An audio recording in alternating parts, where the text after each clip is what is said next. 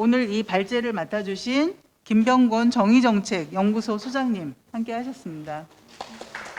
네, 지금 입법 준비 열심히 하시고 국회 내에서 이 문제를 지금 해결하시기 위해서 노력하시는 정의당 원내대표면서 정무위 상임위 소속 배진교 원내대표님 오셨습니다.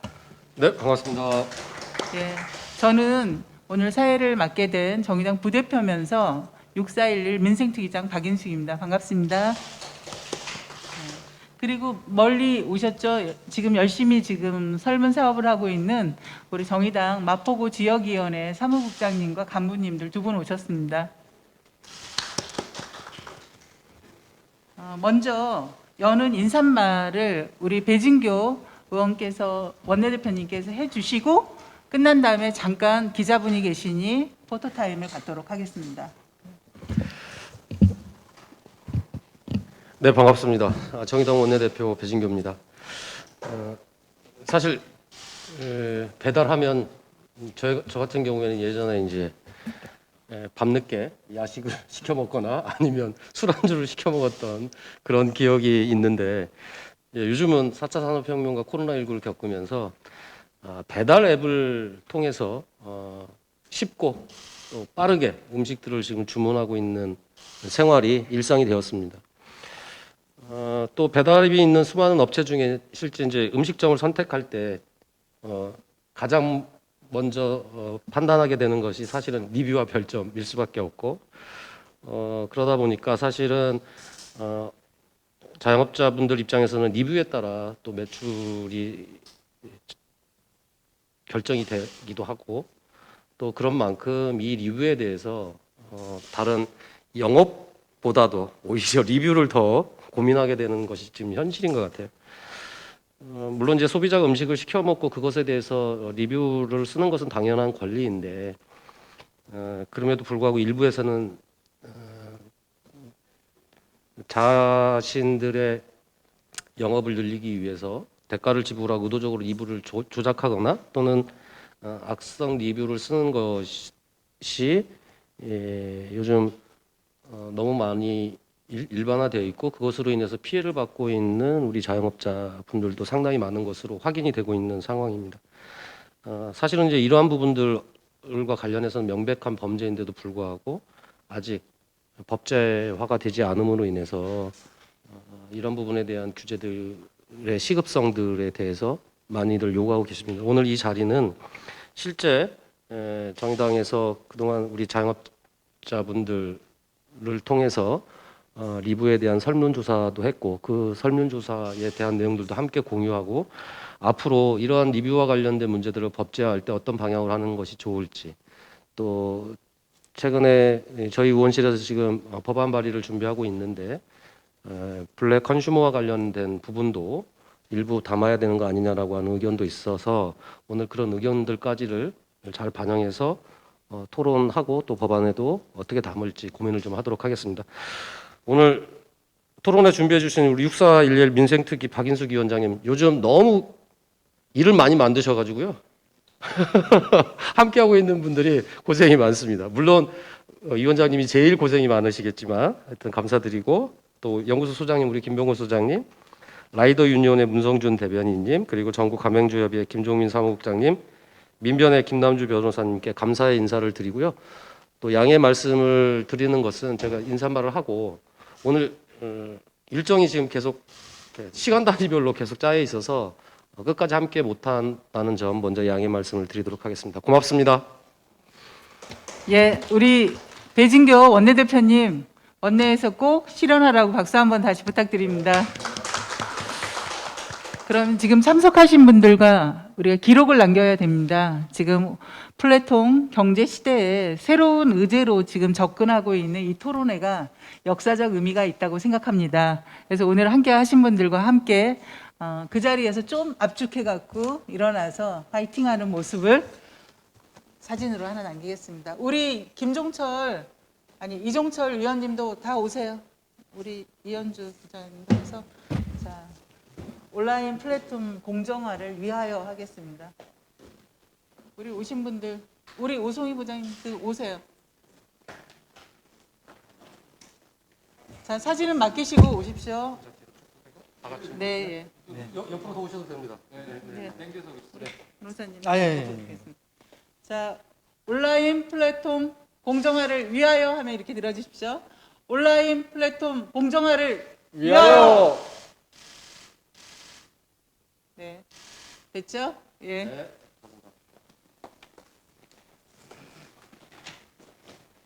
원활한 토론을 위해서. 네, 원활한 토론을 위해서. 네, 네. 그러면 한 칸씩 좀 당겨주시는 걸로 하겠습니다. 예. 자리를 정돈하는 사이에 잠깐 말씀을 드리면, 정의당에서 지난 12월부터 알고리즘 TF 팀을 꾸렸습니다. 그 새로운 지금 플랫폼 시대에 우리가 어떻게 대응하는 게 좋을까 해서 특히 우리 당의 지혜 보고인 김병곤 소장님을 모시고 또 해당 연구원, 해당 의원실에서 우리 배진교 의원실, 류호정 의원실과 저희 민생특위가 알고리즘 TF를 구성을 해서 이 플랫폼 시대에 어떻게 대응할 것인가 논의와 연구를 했었고요. 그래서 대략 한 세 축으로 저희가 지금 논의해서 결실을 조금씩 드러내고 있는데요. 첫 번째는 중소자영업자 분들이 배달 앱을 통한 이 상거래상의 부당함들이 없도록 하는 방안을 마련하자 해서 이미 배진교 의원실에서 온라인 플랫폼 공정화 관련한 법안을 발의했고요. 그런 과정에서 자영업자들이 실제로 배달 앱 관련해서 어떠한가 실태 조사를 하면서 리뷰 문제를 저희가 심각한 상황으로 접근을 했습니다. 그래서 그 관련한 법안을 지금 제출하고 있고 오늘 토론회도 지금 하고 있고요. 또 하나는 알고리즘 문제에 대해서 투명화 시킬 수 있는 법안을 좀 연구를 해서 지금 유호정 의원실에서 발의 지금 과정에 지금 있는 거고요. 지금 라이더 유니온과 우리 심상정 의원실에서 지금 논의하고 있는 이 과정에서 노동자 문제를 어떻게 할 건가에 대해서 입법을 지금 준비를 하고 있습니다. 이후에 저희는 이제 플랫폼 독과점에 대한 어떻게 대응해낼 것인가까지도 더 계속적으로 고민을 하는데요. 여러분들께서 계속 도움을 주셨으면 좋겠고요. 그럼 먼저 김범곤 소장님 모시고 배달앱 리뷰 문제점과 개선 방향에 대해서 발제를 듣도록 하겠습니다. 진행은 가능한 발제는 한 20분, 토론은 한 10분 정도 이렇게 진행하는 걸로 하겠습니다. 예, 김병곤 소장님 모시겠습니다. 네, 반갑습니다.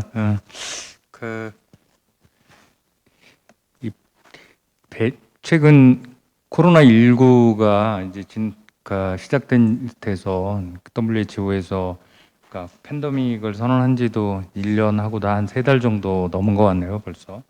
그 오랫동안 굉장히 많은 게 변한 것 같아요. 그리고 우리 일상에서도 상당히 여러 가지 변화가 있었는데, 그동안 부분적으로라도 여전히 만족스럽진 않지만 부분적으로라도 배달 라이더 분들의 여러 가지 열악한 상황이나 이런 부분들은 조금 그래도 이 공론화가 된 대목이 없지 않아 있는데, 최근에 배달 앱이 골목 상권에 급격하게 확산되면서 그 배달 앱을 사용해서 영업을 하시는 동네 골목 상권의 사장님들 얘기나 가게 얘기는 아직 우리 사회가 충분히 논의되지 않은 것 같습니다. 근데 대체로 이제 우리들은 일반 소비자로서 집에서 비대면 되고 이제 락다운 되고 이러면 집에서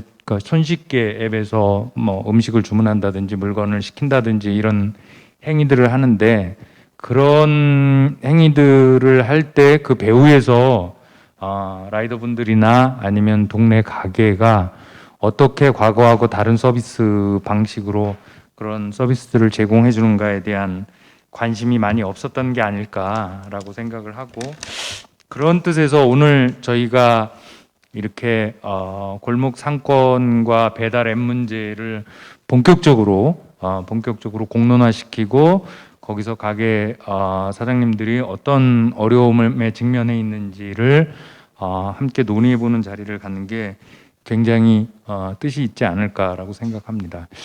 그러니까 확실히 그 최근 1년 동안 골목 상권의 구도가 많이 달라지고 있습니다. 우리는 이제 기억합니다. 저희 정의당이 오래전부터 골목 상권의 중소상인 여러분들과 함께 중소상인들이 직면했던 어려움들을 해결하는데 굉장히 많은 노력을 해왔습니다. 뭐 예를 들어서 작은 가맹점들의 카드 수수료를 인하하기 위한 운동들도 저희가 오랫동안 해왔고, 그리고 골목 상권의 대형 할인마트의 무분별한 입점을 규제하고 골목 상권을 살리기 위한 일에도 저희가 노력을 해왔고요. 그리고 기업형 슈퍼라고 하죠. SSM, 그리고 최근에는 복합 쇼핑몰의 동네 상권 잠식에 맞서서 저희가 동네 가게들의 생존권을 지키기 위한 싸움에서 열심히 해왔는데요. 최근에는 이런 상황 구도가 바뀌고 있는 것 같습니다. 지금은 대형 할인마트도 SSM도 뭐 복합 쇼핑몰도 오히려 그분들도 이제 어려운 상황에 처하면서 그들을 대신해서 배달 앱이라고 하는 새로운 이 시스템이 동네 골목 상권의 가게들과 관계를 맺고, 오히려 그들의 지배적 힘 때문에 동네 가게 사장님들이 수수료 협상을 제대로 못해서 여러 가지 배달 관련된 어려움을 겪는 과정에서 생업과 영업에 굉장히 많은 어려움들을 겪고 있는데, 이게 너무 빨리 진행된 거라서, 특히 최근 코로나19로 인해서 굉장히 빨리 진행된 거라서 여기 미처 손을 쓰기도 전에 여러 가지 문제가 나타나고 있고, 정치권에서도 아직 이 문제에 대한 공론화가 충분히 돼 있지 않은 것 같습니다. 그래서 저희가 굉장히 급한 마음에 저희 정의당 지역 조직들의 협력을 얻어서 지난 4월 16일부터 급하게 방문 설문을 시작을 했습니다. 그래서 비록 이제 많은 이 샘플을 확보하지는 못했지만, 저희들이 가서 이 가게 사장님들하고 대화하고 거기서 설문을 받고 하는 과정에서 느꼈던 것, 그리고 거기서 가게 사장님들이 답변해 주신 내용들을 토대로 볼 때 아주 통계적으로 엄밀한 양적인 결과를 얻기는 어려웠지만, 적어도 질적으로 어떤 문제가 나타나고 있고 어떤 추세가 바뀌고 있는지는 확인할 수 있었던 것 같습니다. 그래서 오늘 여러분들과 그런 내용들을 좀 공유하고, 그 중에서도 별점 문제, 그러니까 그 배달 앱을 사용했던 가게들에 대한 평점과 별점 문제들, 리뷰 문제를 조금 더 부각시켜서, 그걸 워낙 사장님들께서 어려워하셔서 부각시켜서 그 문제를 좀 다뤄보고 거기에 대한 대안을 함께 고민해 봤으면 합니다. 자료를 보고 같이 말씀드렸으면 좋겠는데요. 자료집 12쪽부터 먼저 좀 별점 문제에 들어가기 전에 큰 이 아웃라인에 대해서 좀 말씀을 드려보려고 하는데요. 일단 저희들이 조사를 해 보니까 배달 앱을 언제부터 사용했느냐라고 하는 이제 질문을 드려봤습니다. 드려봤는데 대체로 가게 규모라든지 가게 업력과 무관하게 대략 한 절반 정도가 최근 1년 사이에 배달 앱을 새로 사용하기 시작한 것으로 나타났습니다. 이제 이 얘기는 뒤집어서 표현하면, 저희들이 볼 때 최근 1년 동안 특히 코로나 비대면 상황 때문에 많은 가게들이 배달 앱을 갑자기 사용하게 된 것으로 이렇게 추정이 되고 있고요. 그 수가 그 전에 수년 동안의 배달 앱을 점진적으로 사용해 왔던 것에 비하면 폭발적으로 늘었다, 이렇게 보여집니다. 이제 이런 상황들이 배달 앱 문제하고 골목 상권이 굉장히 깊이 연결되고 있다는 걸 다시 한번 확인했고요. 그다음에 13쪽으로 넘어가면, 이 배달 앱과 가게는 가게가 배달 앱을 주문 앱을 쓰든지 배달 대행 앱을 쓰든지 두 가지 종류가 있을 터인데, 사용하게 되는 게 둘이 오프라인에 만나서 계약서 쓰고 그 다음부터 배달 앱 수수료 몇 % 조건에 이제부터는 배달앱을 사용하겠습니다. 이제 이런 식으로 되기보다 비대면으로 온라인으로 가입하고 이런 방식들이 주로 이제 위주가 되다 보니까 그리고 배달 앱 입장에서도 비즈니스를 시작한 경험들이 얼마 안 되다 보니까 계속 이 계약 조건이라든지 그러니까 수수료 조건이나 이런 것들을 배달 앱에서 변경시켜 나가면서 이제 말하자면 이 최적점들을 나름대로 찾는다고 그런 상황인데요. 이게 엄밀하게 보면 그렇게 온라인으로 비대면이긴 하지만 양자가 계약 조건, 그 수수료 조건이든 뭐 여러 가지 다른 조건이든 계약 조건을 합의하는 과정이기 때문에 변경이 되면 그걸 사전에 공지한다든지 이런 방식으로 합의하에 바꿔야 되는데 저희들이 그래서 물어봤습니다. 그러니까 계약 변경 시에 사전에 그 변경을 통지받은 적이 있는지 이렇게 물어봤을 때 한 절반 정도는 통지받은 적이 있다고 뭐 그 주민 앱이든 배달 앱이든 그러니까 얘기를 하는데 절반 정도 가까이는 안 받았다거나 또는 잘 모르거나 뭐 이제 이렇게 대답을 하고 있습니다. 그런 걸 보면 적어도 한 절반 정도는 계약 변경이 됐을 때 그걸 나중에 변경되고 난 다음에 알거나 변경됐는 줄도 모르거나 뭐 이제 이런 상황들이 발생하고 있다고 생각을 하고요. 그 다음에 그게 그러면 변경된 걸 안다면 안 경우에 그 변경에 대해서 문의가 있거나 뭐 근거라든지 뭐 그 내역이라든지 이런 것들을 물어보고 싶을 때 궁금한 사항이 있을 때 그걸 물어볼 수 있는 통로라든지 창구가 있는지에 대해서 물어봤더니 그게 없다고 대답하거나 아니면 모른다고 또 대답하는 경우도 한 36에서 한 37% 정도 돼서 사전에 통지받지 못하는 것 그리고 통지받았다 하더라도 그걸 어떻게 뭐 문의하거나 이러기가 어려운 상황들이 사실 적지 않은 비율을 차지하고 있는 걸 알 수가 있었습니다. 이제 이 얘기는 현재 배달 앱 또는 배달 주문 앱하고 가게 골목 상권의 가게들 사이의 계약 관계가 양자가 동등한 입장에서 원활하게 그 계약 관계가 수평적으로 매겨지기보다는 한쪽이 좀 우위에 선 입장에서 일방적으로 매겨질 가능성이 상당히 높다고 하는 거를 암시하는 게 아닌가 이렇게 저희들이 판단하고 있고요. 세 번째로는 그러면 배달앱 사용을 새로 하면서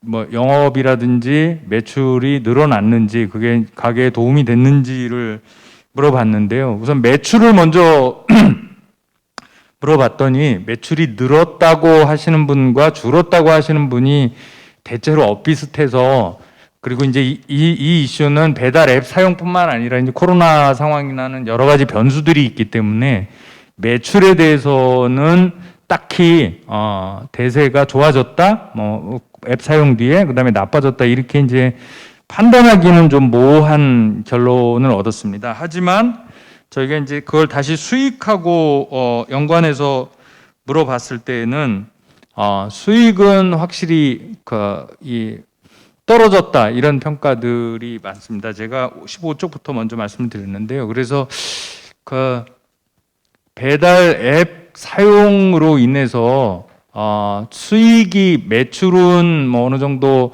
코로나에도 불구하고 유지됐지만 수익이 늘었는지 보다는 이제 수익이 오히려 좀 감소한 상황들이 있었던 게 아닐까 이렇게 지금 추정할 수가 있고요.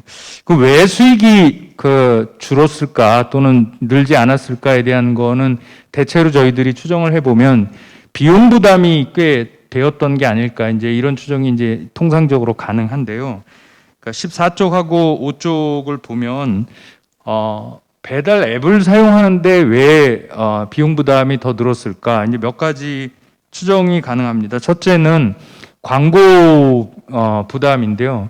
그러니까 보통 그 전에는 전단지 같은 광고를 하다가 배달 앱을 사용하면 이제 배달 앱에서 수수료 또는 광고료 명목의 다양한 방식의 광고들을 하게 되는데 통상적으로 가게 사장님들은 기존에 전단지 광고를 하다가 앱 사용하면서 이제 온라인 광고나 이런 것들을 하게 되는데 뭐 깃발을 꼽는다든지 근데 그렇다고 해서 전에 전단지 광고를 하는 걸 완전히 끊지는 않아서 이 두 개의 부분이 말하자면 이제 이중적으로 광고료가 들어가는 그런 부작용이 있는 것 같습니다. 그것 때문에 전체적으로 광고비가 좀 올라가는 것으로 전보다 이렇게 해서 비용이 늘어난 것으로 추정이 되고요. 그 다음에 이제 앱을 사용함으로 인해서 만들어지는 수수료에 대해서 상당히 많은 약 한 65.6%의 가게 사장님들께서 수수료가 적당하지 않다고 불만을 표시하셨습니다. 그렇게 수수료도 지금 영업 이익에 상당한 정도로 영향을 주는 것으로 판단이 되었고요.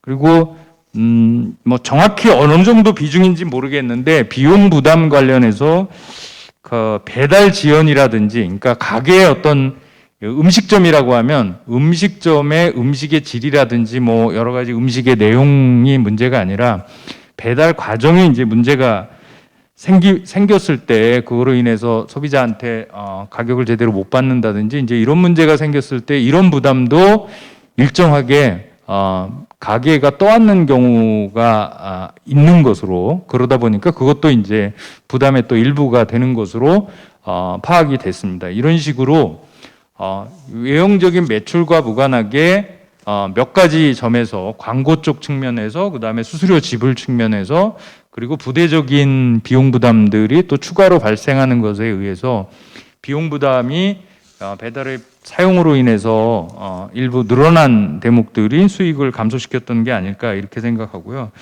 특히나 16쪽의 그 표를 보시면 알 수 있는 것처럼 수익이 감소하는 쪽이 대체로 좀 규모가 영세할수록 뭐 1인 또는 뭐 2호인 뭐 이렇게 영세할수록 순이익이 감소하는 것으로 나타나서 영세한 쪽의 가게들이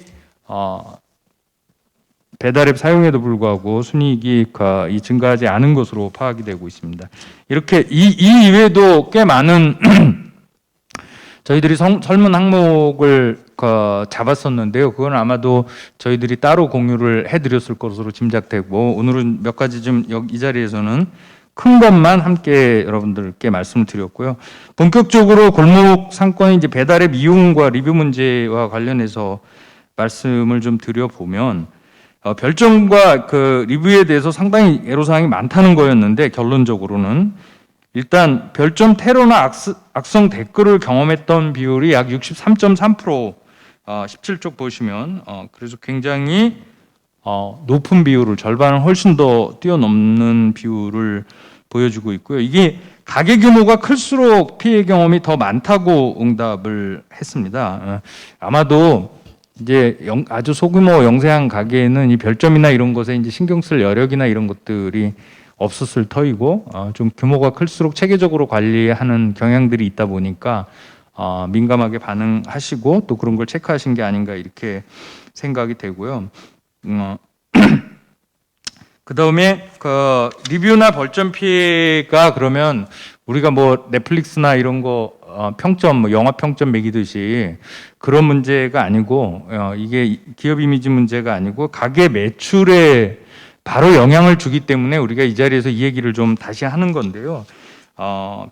이 사장님들 입장에서 볼 때 리뷰가 매출에 아주 큰 영향을 준다고 얘기한 분들도 38.8% 정도가 대답을 했고, 어느 정도 영향을 준다까지 포함하면 약 한 74점, 그러니까 거의 3분의 2 이상이 리뷰나 벌점이 단순한 이미지 문제가 아니라 매출에 직접적인 영향을 주는 것으로 인식을 하고 계십니다. 그래서 이게 실제 매출과 연관된 것이기 때문에 이게 무슨 어떤 분들은 이제 뭐 표현의 자유인데 그런 거 평점 매겨주고 그런 건데 그런 걸 가지고 시비를 하느냐, 이제 이런 분도 계실지 모르겠는데, 이거는 그냥 표현의 자유 문제가 아니라 영업과 생존의 문제하고 연관이 되어 있기 때문에 사장님들께서 민감하게 반응하시는 거다 이렇게 보고요.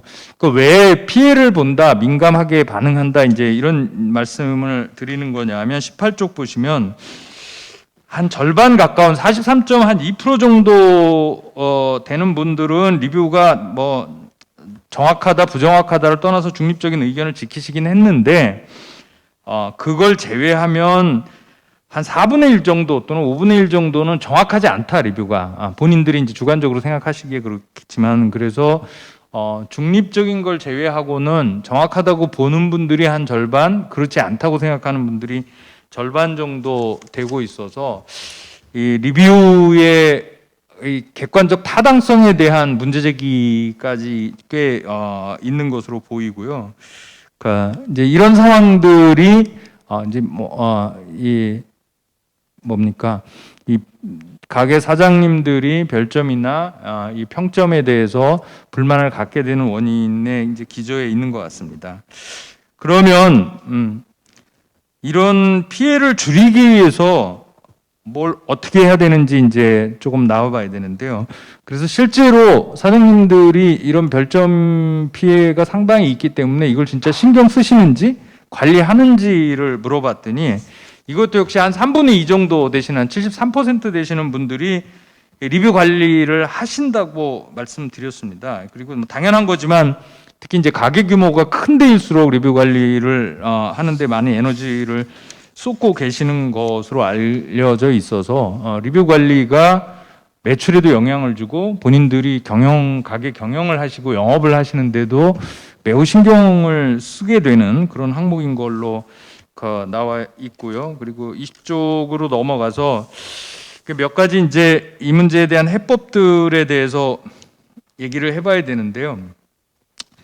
그 전에 이제 가게 사장님들한테 좀 주관식으로 여쭤봤어요. 이제 이 문제가 어떻게 생각하냐, 어떻게 풀었으면 좋겠냐라고 생각하시는데, 여쭤봤는데, 일단 사장님들한테 여쭤봤더니 애로사항이 뭐냐면, 이 리뷰 중에 상당 부분은 가게에서 직접 책임이 있는 이제 음식에 대한 평가를 하지 않고, 가게 이제 통제 밖에 있는 배달과 관련된 불만도 만약에 제가 이제 소비자인데 음식을 시켰는데 배달과 관련돼서 이제 소비자가 불만이 있는데 그것도 그냥 그 음식에 묻어서 평가가 되면서 그게 가게 평가로 이어지는 거에 대해서 가게에서는 상당히 좀 불만이 있고 공정하지 않다고 생각을 하고 있는 거죠. 그러면 그리고 또는 일부에서는 가게 사장님들이 느끼시기에 아예 매우 고의적이고 악성으로 댓글을 달거나 이래서 별점 테러를 하고 있는 게 확실하다는 느낌을 받는 케이스들도 적지 않게 발견이 되었고요. 문제는 이 두 가지 경우 다 뭐냐면 그런 거를 이거는 음식에 관한 게 아니라 배달 과정에 관한 건데 우리 음식점에서 먹었다고 그거를 뭐 불만을 제기한다든지 그다음에 매우 의도적인 이 느낌이 있는 그런 별점이라든지 댓글을 달았는데 그걸 어떻게 할 수 없다는 거죠. 그러니까 그 가게 사장님들 입장에서 뭔가 조치를 취해달라거나 아니면 그걸 뭐 이제 사장님들 입장에서는 그냥 그걸 비공개로 전환하거나 삭제하거나 이러고 싶은 마음도 있으실 텐데 그럴 수 있는 조치를 취할 수 있는 방법이 없는 거에 대해서 굉장히 불만을 가지고 계셨습니다. 이거를 저희들이 이제 해결하기 위해서 최근에 이 전자상거래 등에서 소비자 보호에 관한 법률 일부 개정안을 지금 준비를 하고 있는데 예를 들어서 아까 우리 배준교 의원님께서도 말씀하셨지만 고의성이 되게 명백한 경우 그걸 뭐 이따가 변호사님한테 다시 얘기를 들어야 되겠지만 그런 게 이제 주로 대가성이 있는 대가성을 주고서 뭔가 의도적으로 별점 테러를 하거나 댓글을 달거나 이제 이런 것으로 증명되는 고의성이 있는 댓글이나 이런 것들은 원래 불법이다. 그래서 그거는 처벌한다. 이제 이런 것들을 조금 명시적으로 해서 불법적인 행위들을 막아야 되는 게 아니냐. 이제 이런 고민들이 있고요. 나가서 그 처벌 이전에 약간 예방적인 효과로 그런 배달 앱에서 그러니까 그 앱 사이트의 댓글창 위에 이런 의미에서 고의적으로 악성 댓글을 달 경우 처벌받을 수도 있다. 이런 경고문이나 이런 것들을 게시함으로 인해서 예방적으로 사용자들이 일부 의도를 가진 사용자들이 고의적인 댓글을 달지 못하도록 방지해야 되는 거 아니냐. 이제 이런 것들을 저희들이 준비를 하고 있고요. 어쨌든 말씀드린 대로 이게 부작용이 너무 상인들 입장에서는 세기 때문에 이런 정도까지가 가야 된다는 게 이제 저희들 입장입니다. 그리고 뭐 한 가지 첨언 드리면 아까 우리 이제 그 라이더 유니언에서도 오셔서 함께 좀 얘기를 나눠봤으면 좋겠는데 이 평점 제도의 불합리성은 이제 이미 노동자들 배달 노동자들 속에서 굉장히 광범위하게 얘기되었던 거고 특히 이제 미국에서도 우버라든지 이런 쪽에 이제 분들이 소비자들에 의해서 평점을 매기는 거에서 광범위하게 얘기됐던 건데 이게 일종의 성과 평가 뭐 또는 노무 관리 이런 것들로 해석이 될 여지들이 있는데 여기서 가장 큰 문제는 실제로 플랫폼 기업주 그러니까 실제 이제 사용자 또는 관리자 뭐 이제 이렇게 볼 수 있는 기업주가 이 과정에서 빠져버리고 이게 이제 소비자하고 공급자의 관계가 되면서 책임 소재가 되게 모호해지는 거예요. 소비자가 그냥 구매자 또 고객이 알아서 평가한 건데 뭐 우리가 어쩔 거냐 뭐 이런 식으로 얘기가 되면서 이걸 해결을 되게 어렵게 만드는 측면이 있는데 이 부분의 상당 부분은 플랫폼 기업에서 좀 책임을 지고 이 문제를 해결하는 데 나서도록 제도가 세팅되어야 되는 게 아닌가 이렇게 말씀드릴 수가 있겠습니다. 예, 제 얘기는 이거로 마치도록 하겠습니다. 감사합니다. 고맙습니다. 저희가 그 설문조사 한 걸 토대로 지금 플랫폼을 이용한 배달앱에 대한 실태와 그 중에 있는 리뷰에 대해서 발제를 해주셨고요. 저도 이제 동네에서 설문조사를 좀 하게 됐는데 리뷰 메뉴, 뭐 치킨집에서 소떡이라는 소떡소떡이라는 그런 메뉴를 해야 하거나 아니면 리뷰를 누군가에게 알바를 써서 쓰게 하고 요즘에는 그 배달의 민족에서도 리뷰만 또 담당하는 회사가 생겼다 등 뭐 얘기가 있어요. 그리고 상당수 이렇게 돈을 받고 리뷰를 써주는 이런 상황에서 이 문제들을 좀 발제해 주셨습니다. 그럼 이 관련해서 세 분의 토론을 듣도록 하겠는데요. 우리 김종민 사무국장님, 그 다음에 문성준 대의원님, 그 다음 김남주 변호사님 이렇게 일단 진행하는 걸로 하고 가능하면 10분 정도 토론을 해주셨으면 좋겠습니다. 예, 그러면 우리 김종민 사무국장님부터 토론을 시작하는 걸로 하겠습니다. 네, 일단 이런 온라인 플랫폼 배달앱 리뷰와 관련된 토론회 자리를 마련해 주셔서 정의당에 감사 인사를 드리겠습니다. 이 온라인 플랫폼과 관련된 문제는 그동안은 IT 문제로 다들 생각을 하고 있었는데 사실 온라인 플랫폼이 민생 문제입니다. 우리가 알고 있는 대부분의 온라인 플랫폼은 자영업자 소상공인들이 대부분의 상업적 이용자이고 고객하고 이렇게 3자의 구조로 만들어져 있기 때문에 대표적으로 우리가 배달앱을 고민할 뿐이지 우리가 잘 알고 있는 오픈마켓도 전부 다 자영업자들, 판매자들이 사실은 수수료로 운영되고 있는 사업입니다. 그리고 우리 주변에 있는 골목상권에 있는 PC방이라든지 노래방도 전부 다 온라인 플랫폼에 의해서 거의 뭐 지배되다시피 하고 있고요. 게임 회사 통해서 PC방 같은 경우에 매출의 한 30% 정도를 PC방에 지급하고 있는 실정입니다. 노래방도 방 하나당 한 달에 한 10,000원에서 15,000원 정도를 태진이나 금영 같은 회사에다가 지급하고 있는 이런 구조입니다. 그러니까 온라인 플랫폼은 민생의 문제다라고 좀 경각심을 갖고 접근했으면 좋겠고 결론부터 말씀드리자면 이런 온라인 플랫폼 그 공정화와 관련된 법안을 고민할 때 반드시 지켜져야 될 게 이 자영업자들의 단체가 사실은 단체를 구성할 수 있는 구성권이라든지 이 단체들이 협상을 할 수 있는 협상권이 좀 강제될 수 있게 체계를 만들어 주어야 된다. 이 플랫폼의 구조가 원래 그렇지 않습니까? 이 단체 구성과 단체 협상권이 반드시 만들어져야 된다라는 말씀드리고요. 지금 특히 배달앱 리뷰와 관련해서는 실제 현장에서는 배달앱사 또는 고객과 소송이 걸려 있는 사례가 굉장히 많고 정신과 치료를 받는 업주님들도 상당히 많고요. 최근에는 사망 사건까지 있었습니다. 이 사망과 관련해서는 다음 주 정도에 방송을 하고 기자회견까지 진행을 준비를 하고 있는데 이제 이런 심각한 문제가 있기 때문에 이런 중요한 토론의 자리도 마련해 주셨다라고 생각을 하고 현장의 목소리를 제가 되도록이면 구체적이고 정확하게 전달하기 위해서 노력하겠습니다. 배달앱 리뷰로 인한 자영업자 피해 사례와 개선 방안에 대해서 발표하겠습니다. 배달 시장의 성장과 더불어 배달 플랫폼 기업들이 시장 지배력이 강화되고 있습니다. 배달 플랫폼은 다면 시장의 중개자로서 소비자 정보와 판매자 정보를 둘 다 가지고 있습니다. 그리고 배달 플랫폼은 소비자와 판매자 간에 발생하는 상권 특성, 소비자 선호 품목, 업종, 시간, 요일, 지역별 매출 데이터 등을 빅데이터를 독점하고 있고, 이러한 데이터를 기반으로 네트워크 효과는 전통 산업의 시장 지배적 사업자가 가지는 통제력보다 훨씬 더 강력하고 우월한 지위를 협상력을 가지고 있습니다. 이에 소상공인들은 거래 의존도가 예속화가 심화되고 있고 소상공인과 소비자의 정당한 권익을 침해할 우려가 매우 높고 현실화되고 있습니다. 배달 시장을 진입하기 위해서 배달 자영업자들은 필수 불가결한 통로입니다.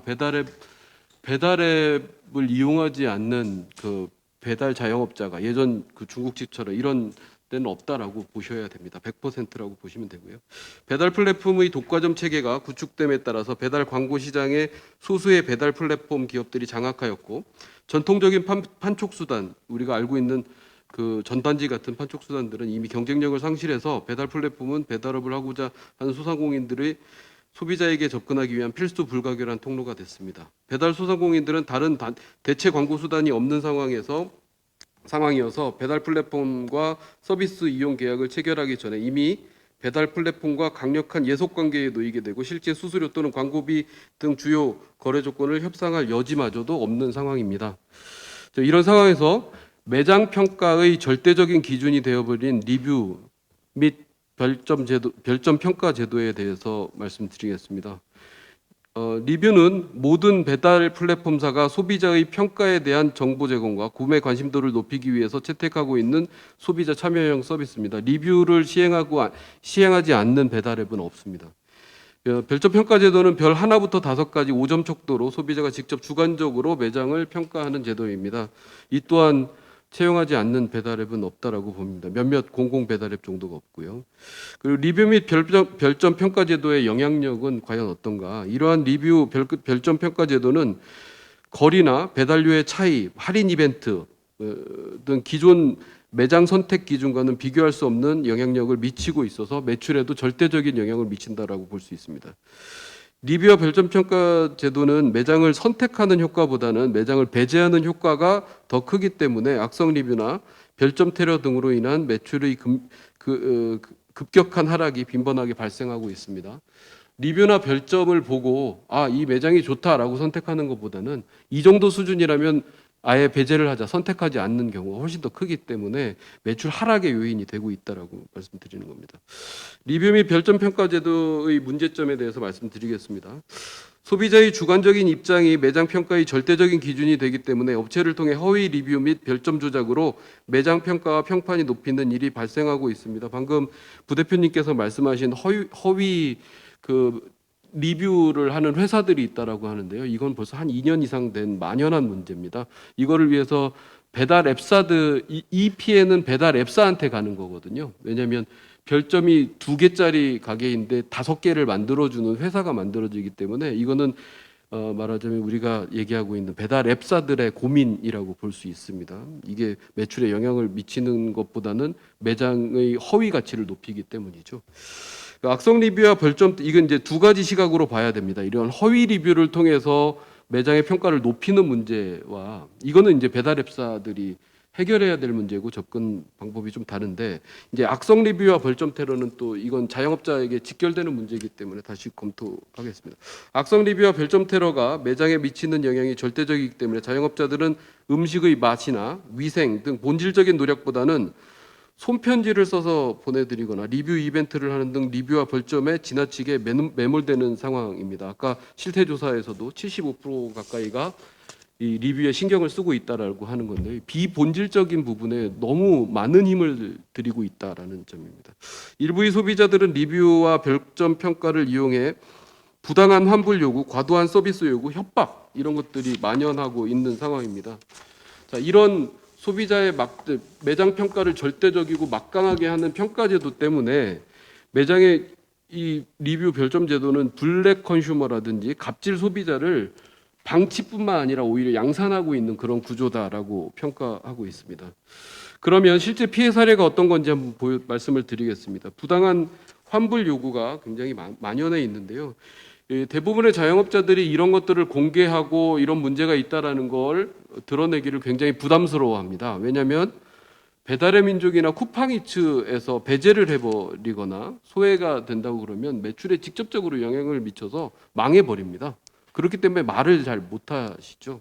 그래서 지금 구체적이고 정확하게 뭔가 이 부당한 상황을 말하자면 발표하고 소개하는 게 제한이 좀 있다라는 점 말씀드리겠습니다. 개인적인 취향, 입맛 등을 이유로 환불을 요구하는 경우가 있습니다. 쓰다, 달다, 짜다 이러면서 환불 요구하는 경우가 있고요. 음식과 관련 없는 앞에서 말씀드렸듯이 배달이 늦게 왔다, 아니면 포장 용지가 찌그러졌다 이런 걸로 환불 요구하는 경우가 있고, 여러 음식 중에 한 음식의 분량을 이유로 전액을 환불하는 요구가 있고요. 다 먹고 환불하는 경우, 다음 날 환불 요구하는 경우. 사실은 이 부당 환불 요구 중에서 다음 날 환불 요구가 사실은 법적으로 굉장히 문제가 있습니다. 현재 배달 음식에 대한 환불 규정이 정확하게 규정돼 있지 않기 때문에 3일 지나서 음식이 맛이 없다고 환불 요구를 해도 법적이나 제도적으로 저항할 방법이 없습니다. 업주 입장에서는 환불 요구가 가능한 상태라고 보시면 됩니다. 그리고 과도한 서비스 요구가 있습니다. 리뷰 잘 써주겠다, 별점 5개 주겠다라는 얘기를 하면서 서비스 음식을 달라고 요구하는 경우가 있고요. 심한 경우에는 심부름을 시키는 경우도 있습니다. 담배를 사다 달라, 술을 사다 달라 이런 경우도 있고요. 쓰레기를 버려달라고 하면서 라이더께서 그거를 거부하니까 별점 테러를 하는 케이스도 실제로 발생하고 있습니다. 배달앱 리뷰가 블라인드 처리되자 다른 배달앱, 네이버 등에다가 악플을 달겠다고 협박의 경우도 있었고요. 악성 리뷰의 댓글로 업주가 항의가 있자 관할 관청에 허위로 위생점검 신고를 해서 하는 경우가 있고요. 환불해주지 않는다면 코로나 확진자인데 매장에서 마스크 벗고 침 뱉겠다라는 협박이 실제로 있었습니다. 이거는 이제 네티즌들께서 찾아내 주셔서 강원도에 있는 교사가 이런 일을 했다라고 합니다. 조작 의심 사례도 상당히 많습니다. 머리카락, 날파리, 못 등이 음식에 들어있다며 사진을 올리고 환불과 위자료를 요구하는 경우가 있는데요. 이거는 사실관계를 확인하려고 그러면 소비자들이 오히려 피하는 경우가 이게 허위로 조작한 의심 사례됩니다. 판매하지 않은 음식 사진을 올리고 악성 리뷰 벌점 테러를 하는 경우가 있습니다.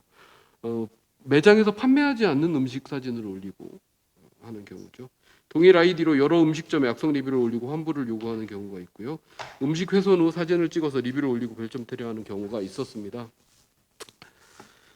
자, 그럼 이런 상황의 개선 방안에 대해서 좀 말씀드리겠습니다. 일단 자영업자가 대응할 수 있어야 됩니다. 이런 문제가 분명히 발생할 수 있고 이게 사실일 수도 있습니다. 그랬을 때 자영업자가 과연 어떻게 대응하고 피해에 대해서 보상해야 된다면 보상해야 되고, 이런 악성 리뷰나 허위가 있다라고 하면 찾아낼 수 있어야 되는데 그 대응권이 지금 거의 전무한 상태라고 보여집니다. 악성 리뷰에 대한 삭제 및 블라인드 처리가 가능해야 됩니다. 이거는 주관적인 평가이기 때문에 이 주관적인 평가 때문에 오늘 하루 장사가 망쳐지게 된다고 그러면 이건 직접 피해죠. 그래서 일단 이런 악성 리뷰가 올라왔을 때 사실이든 아니든 내릴 수 있게 하는 제도가 필요합니다. 두 번째는 리뷰에 대한 업주의 댓글 작성 지원이 돼야 됩니다. 해명할 수 있어야 되고, 우리가 판매하는 메뉴가 아닙니다, 이 글도 못 올리게 한다라는 건 심각한 문제라고 보여집니다. 업주가 쿠팡이츠의 경우에는 업주가 댓글 자체를 아예 달 수가 없습니다. 해명글이라든지 악성 리뷰가 됐든 좋은 리뷰가 됐든 밑에 감사하다, 고맙다라고 하든지 미안하다, 잘못했다라는 댓글마저도 지금 지원되지 않고 있는 상황입니다. 그리고 비공개 리뷰 기능이 좀 지원돼야 됩니다. 사장님 전체적으로 다 소개하면서 음식 사진 올리고 이런 불만을 표시할 게 아니라 사장님께 직접 얘기할 수 있는, 다른 사람은 보이지 않고 사장님만 볼 수 있는 이 비공개 리뷰 기능이 좀 지원됐으면 좋겠다. 지원이 필요하다라고 생각합니다. 배달 품질과 음식 품질에 대한 평가가 분리돼야 됩니다. 말씀드렸듯이 배달이 늦었다고 매장이 평가가 받는 이런 경우는 없어야 된다라고 생각이 합니다. 객관적인 매장 평가 기준이 마련돼야 됩니다. 그래서 이 기존의 별점 평가 제도는 주관적이지 않습니까? 그래서 여기에 객관적인 지표가 IT이기 때문에 충분히 가능합니다. 재주문율을 평가에 반드시 넣어야 된다. 여기는 맛있기 때문에 내가 별점 평가를 하거나 댓글을 쓰는 비율은 사실은 매출 양에 비했을 때 한 5% 내외 수준입니다. 100개가 나가면 5명 정도가 리뷰를 써주는데 이 5명의 평가가 절대적인 매장 평가가 된다라는 건 문제가 있다. 그래서 재주문율을 적용을 해서 별표 5개에 내가 3.5개짜리 매장이지만 리뷰로는 재주문율로는 한 1.5개 정도를 추가해서 올려줄 수 있는 이런 제도가 필요하다는 말씀입니다. 그리고 배달 플랫폼과 상생협약을 통해서 상생협의회를 통해서 상시적으로 이런 문제들을 좀 개선해 나갈 필요가 있다라고 생각이 들고요. 실제 사례에 대해서는 바로 다음에 소개해 드리도록 하겠습니다. 그리고 아까 말씀드렸듯이 배달 음식의 환불 규정이 반드시 정비돼야 된다라는 말씀드리겠습니다. 이건 이제 개선 사례를 소개해 드리겠습니다. 2021년 2월 15일에 우아한 형제들과 전국 가맹점주 협의회 간의 상생 협약이 있었습니다. 이거는 프랜차이즈 가맹점뿐만 아니라 배달의 민족의 모든 가맹점을 대상으로 한 협약이었었고요. 제 7조만 소개해 드리겠습니다. 리뷰와 관련해서 7조 2항에 악성 리뷰의 경우 가맹점이 요청할 경우 일정 기간 게시하지 않도록 하여 자영업자가 피해를 보지 않도록 한다. 또한 악성 리뷰로 인한 가맹점 피해를 최소화하기 위해 리뷰 노출 시스템을 개편한다라는 조항이 있었고 2월 15일 이후에 3월부터 4차례에 걸쳐서 상생 협의가 있었습니다. 이 상생 협의에서 3월 15일 이후부터 시행된 그 악성 리뷰에 대한 블라인드, 요걸 블라인드 처리라고 용어를 하는데요. 이 블라인드 요청이 매월 한 3,000건 정도가 있습니다. 그리고 이 3,000건 정도를 100% 수용하고 있다라고 진행 상황을 보고 받았습니다. 그래서 이건 악성 리뷰입니다라고 배달의 민족이 요청을 하면 바로 그 댓글은 내리고 그럼에도 불구하고 소비자가 난 이거를 계속 리뷰를 남겨놓고 싶다라고 하면 30일 이후에 올리는 형태죠. 그러면 그 사이에 30일 동안 올라온 댓글로 인해서 이게 이제 상단에 노출되는 걸 피해를 피할 수 있고 한 80% 정도는 본인들이 소비자들이 동의를 해서 한다고 보고를 받았습니다.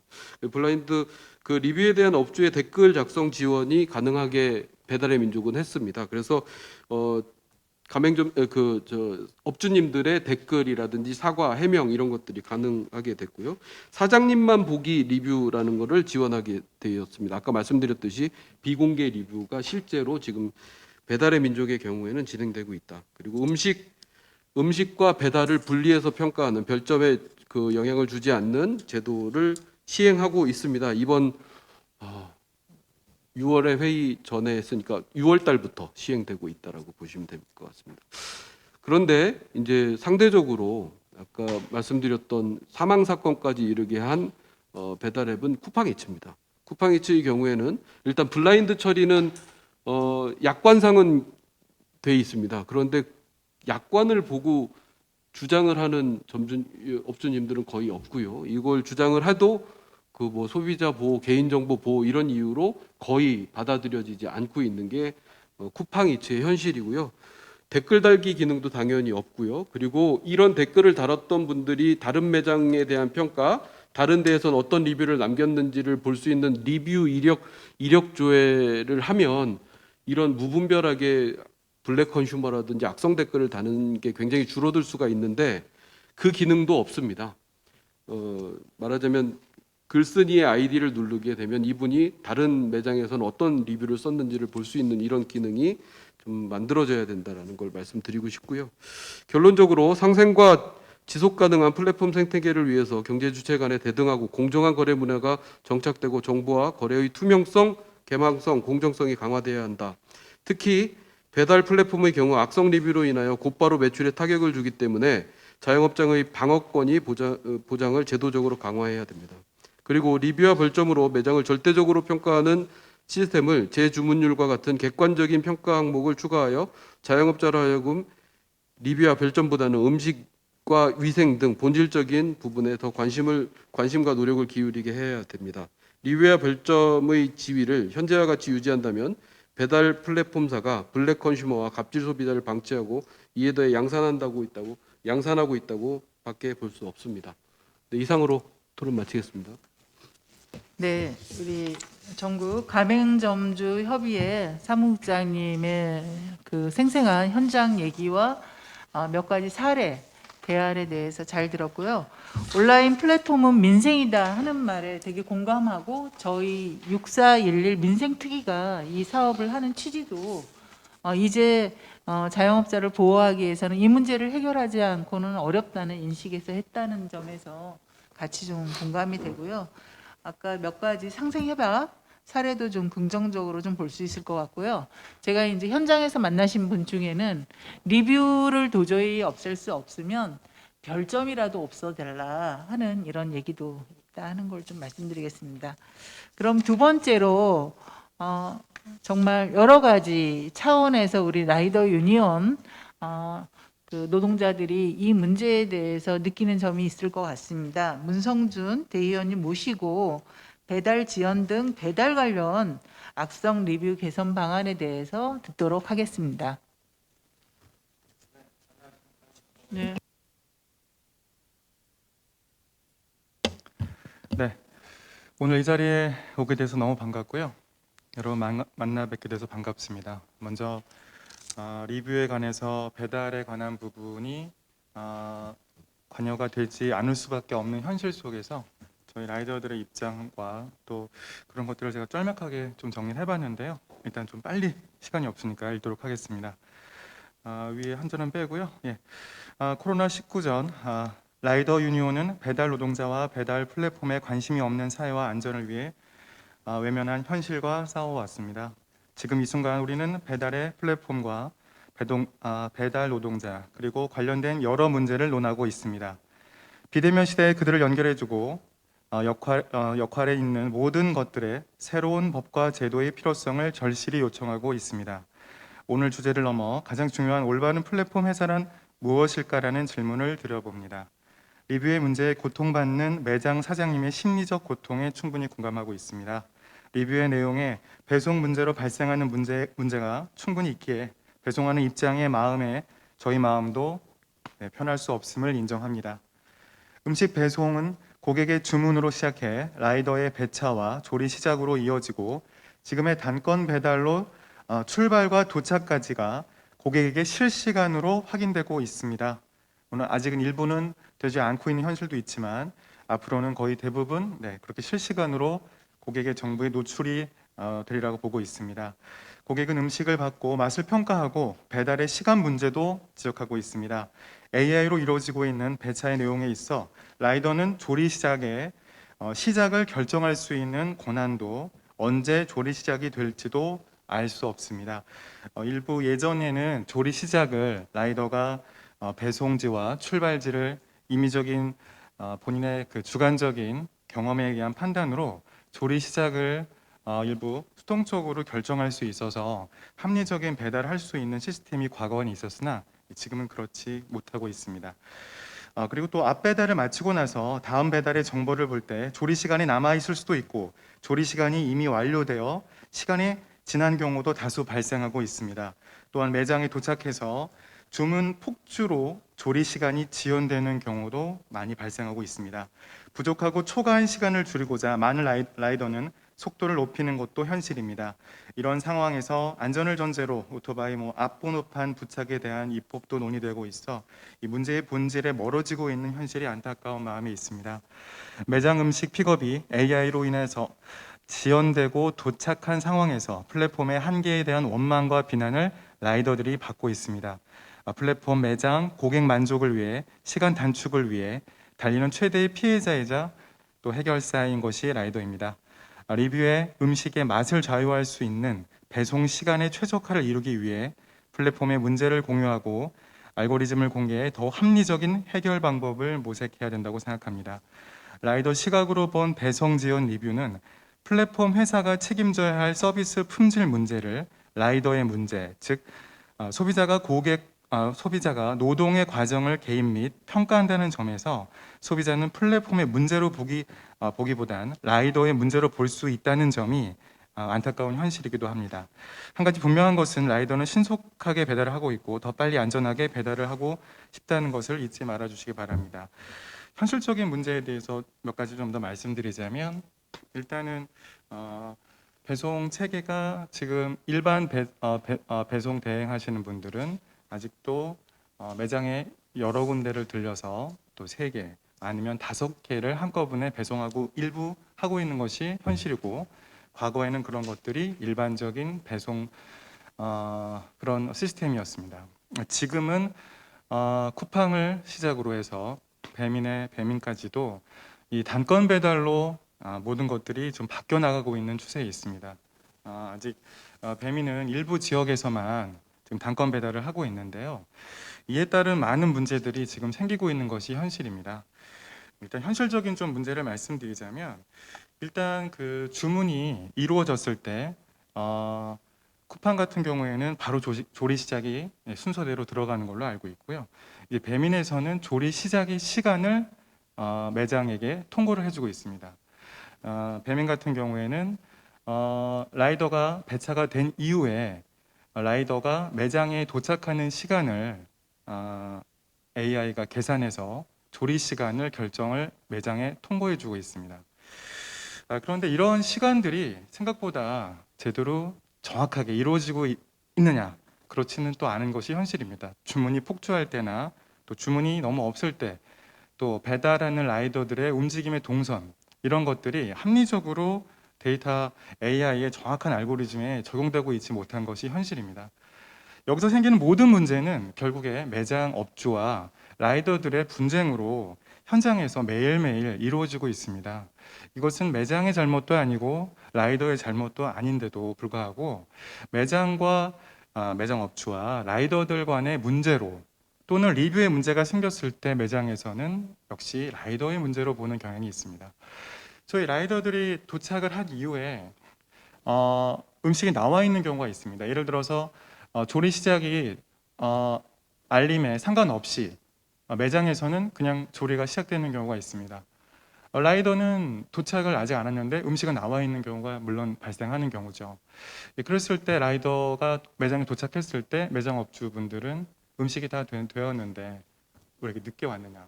그러나 라이더가 앱에서 확인했을 때 시간은 아직도 남아있는 경우가 있습니다.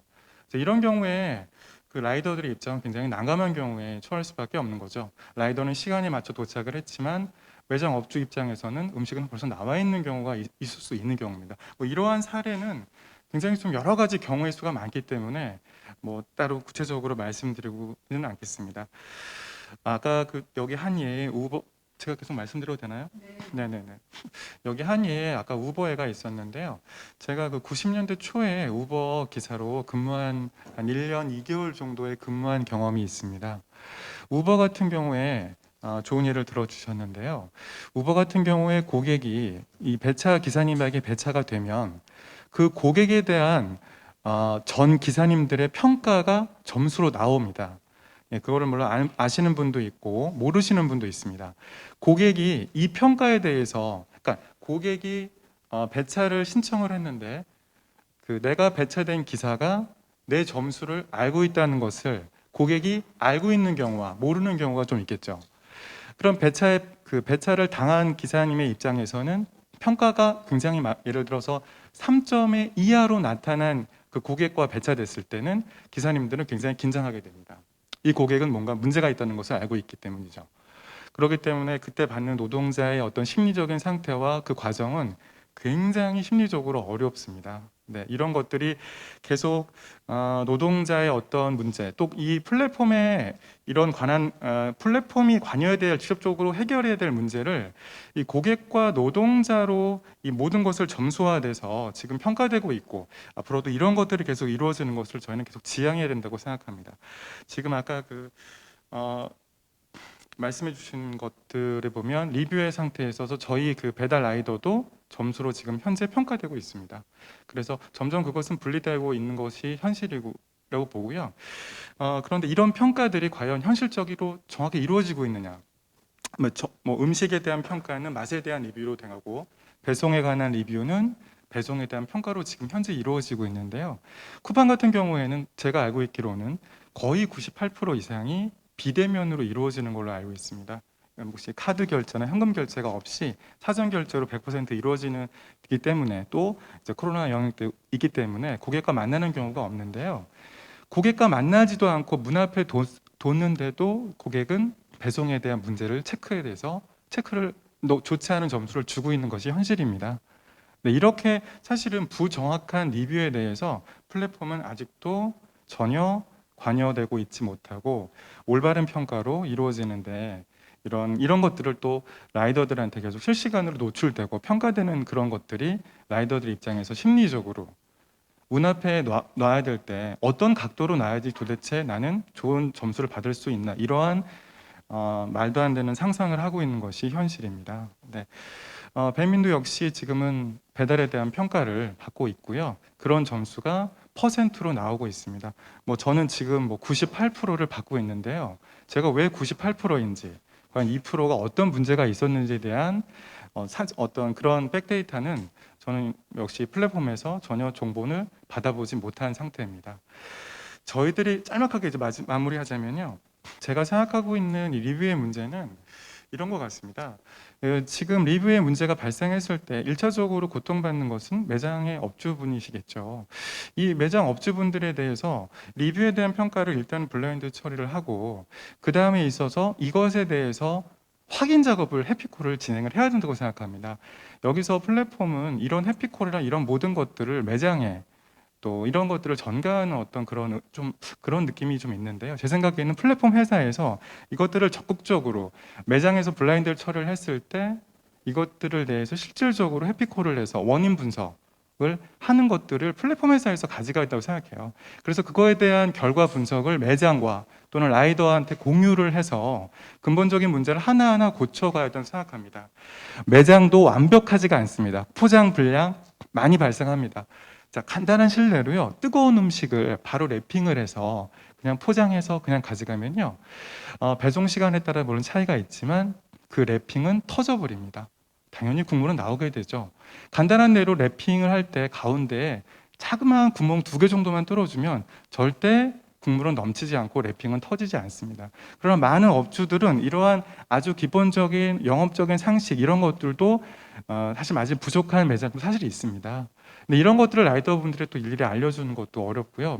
또 전체적인 포장된 것을 또 다시 개봉해서 할 수 있는 형편은 안 되기 때문에 이러한 세부적인 교육도 플랫폼에서 매장하기 충분히 해야 됩니다. 그러나 제가 알고 있기로는 이러한 배송 문제 또는 음식 문제가 생겼을 때 이러한 데이터들을 충분히 가지고 있음에도 불구하고 매장에 이런 정보를 충분히 공유 교육이 현실적으로 좀 부족한 겁니다. 교육에 대한 사이트가 있긴 하지만 그것은 적극적으로 참여할 수 있는 수준이 아니고 또 바쁜 어떤 이런 형태에 있어서의 매장 업주들의 자진적인 참여를 교육에 참여를 요구한다는 것 자체가 좀 잘못된 겁니다. 사실은 이 모든 문제의 책임과 근본적인 원인은 플랫폼에 있는데요. 지금 저희가 매장의 문제 또 라이더의 배송 문제로만 자꾸만 그 외적인 문제로 바라보고 있는 시각적으로 그것을 노리고 있는 그 플랫폼 회사의 이 잘못된 어떤 그런 논점에 대해서 저희가 조금 다시는 처음으로 돌아가서 이것이 누군가의 책임인가 보다는 어떻게 해결할 근본적인 문제를 고민할 수 있는 오늘 시간이 좀 됐으면 좋겠습니다. 감사합니다. 제가 누른 거 아닙니다. 예. 네. 지금 그 토론해 주신 걸 보니 막 그 주문이 왔습니다가 뜬 뒤에 그 조리실과 그 다음에 그 거리에서 우리 상인들과 라이더들이 어떻게 움직이는지 너무 그 눈에 환하게 지금 보이는 것 같습니다. 그리고 여전히 이제 플랫폼 그 다음에 그 업주 그 다음에 라이더가 각각의 어떤 관계 속에서 역할들이 보완돼야 할지 하는 것도 좀 추가적으로 우리가 듣는 기회가 됐습니다. 고맙습니다. 그러면 토론 세 번째로 우리 김남주 변호사님 모시고 이게 이제 법적 제도적으로 어떤 방안이 있는지 이야기를 듣도록 하겠습니다. 네, 소개받은 김남주 변호사입니다. 저는 사실 요기요 정도 깔려 있는데요. 거의 잘 사용하지 않고 얼마 전에 쿠팡 앱도 얼마 전에 깔아가지고요. 이 온라인 전자결제 주문 이런 것 거의 이제 초보자입니다. 예, 그래서 그리고 뭐 댓글들도 잘 리뷰 이것도 잘 보진 않는데요.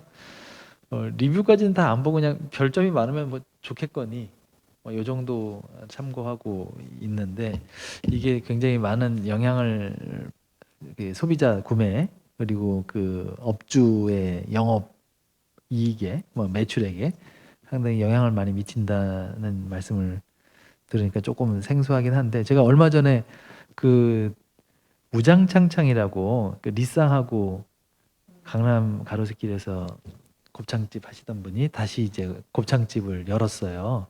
배달 중심으로 하신다고 하는데 그분은 굉장히 열심히 그 리뷰 관리, 별점 관리를 하신다고 그러더라고요. 그러니까 그 다양한 노하우로 굉장히 그걸 잘 관리를 해야지 매출에 영향이 되게 좋다. 본인은 그래서 별점이 상당히 높다 이렇게 말씀을 하시더라고요. 근데 이게 이 별점이 이제 업주께서 잘 관리하시는 오가닉으로 잘 되는 거, 이거야 누가 뭐라 할 수 있겠습니까? 근데 이제 이게 돈을 주고서 별점을 좋게 받는 거, 아니면 남의 별점을 남의 리뷰를 나쁘게 하는 거, 그게 이제 문제인 거잖아요. 돈을 주고 나쁘게 하는 것도 있지만 본인이 열심히 그냥 막 글을 다는 경우도 있을 것 같아요. 그래서 법으로 저야 아는 게 법도 잘 모르지만 그냥 이렇게 관점이 법으로만 보니까 그냥 봐서는 이게 표시광고법상의 문제일 것 같아요. 이게 리뷰를 그냥 개인이 달면 이게 그냥 표현의 자유잖아요. 내가 맛있다, 맛없다, 좋다, 싫다, 이런 거야 그냥 표현의 자유 아니겠습니까? 이걸 제한할 수도 없고요. 우리 헌법상 표현의 자유가 있으니까. 근데 이제 그게 허위 사실을 적시해가지고 명예를 훼손했다. 그런 경우야 정보통신망법에 따라서 형사처벌도 될 수 있고, 그 다음에 그걸 게시한 거를 포털 사용자라든가 그 업자, 이 정보통신망 업자에게 내려달라고 한다던가 임시 조치를 해달라고 한다던가 그런 권한과 이런 규정들을 다 마련해뒀기 때문에 허위 사실 또는 모욕적 표현을 쓰는 경우에는 이제 법적 제재를 가하는 표현의 자유 영역 밖에 있는 거겠죠. 예를 들어서 파리가 안 나왔는데 파리가 나왔다 하고 파리를 집어넣고 사진을 찍었다, 이런 거는 이제 허위 사실에 의한 비방이니까요. 그런 것들은 개인의 표현, 그냥 내가 업주한테 돈을 받지 않은 거라도 그거는 제한이 되는 거겠죠. 근데 이제 업주 자신이 하거나 경쟁 업주가 하거나 누굴 돈을 줘서 업체를 다른 알바를 시켜서 한다든가 이런 것들은 다 영업행위라서 이건 이제 표시광고행위에 해당한다. 그래서 현행 법으로도 표시광고법에 문제가 되고 이건 공정거래위원회가 관할하는 법이거든요. 그래서 이제 우리가 예전에는 이런 전자상거래가 많이 발전하지 않았을 때는 큰 문제가 안 됐지만 지금 굉장하게 대부분 많은 거래가 전자상거래로 이루어지기 때문에 핸드폰으로 이루어지기 때문에 이것에 대해서 공정거래위원회가 관심을 기울일 필요가 있을 것 같아요. 저도 시골에서 요즘 농사를 짓는데 서울에서 농자재를 쿠팡으로 시골에 배달하고 있습니다. 세상 되게 편한데 아마 제가 지금까지 농자재 몇 달간 구매한 게 100만 원이 넘을 수도 쿠팡으로 되게 많은 이용을 하고 있는데요. 그만큼 우리 사회, 우리 삶에서 이 전자상거래가 굉장히 긴밀하게 와 있다는 거죠. 거기에서의 우리가 전통적인 표시광고 행위는 이렇게 그 업자가 준비한 그 표시 문구, 이미지 이것만 있는 게 아니고 그 밑에 있는 댓글이라든가 별점도 다 표시광고 행위에 해당하기 때문에 그것에 대해서도 표시광고법에 있는 이제 기만적인 광고 또는 비방하는 광고 이것들을 표시광고법에서는 금지하고 있거든요. 그것에 대해서 시행령과 공정거래위원회가 제정한 고시 여러 가지 고시가 있어요. 그 고시에서 세세하게 정해놓고 예시도 들어놓고 있습니다. 그래서 그것들을 현행 규정을 가지고 우선은 공정거래위원회가 단속을 한번 해야 될 필요가 있을 것 같고요.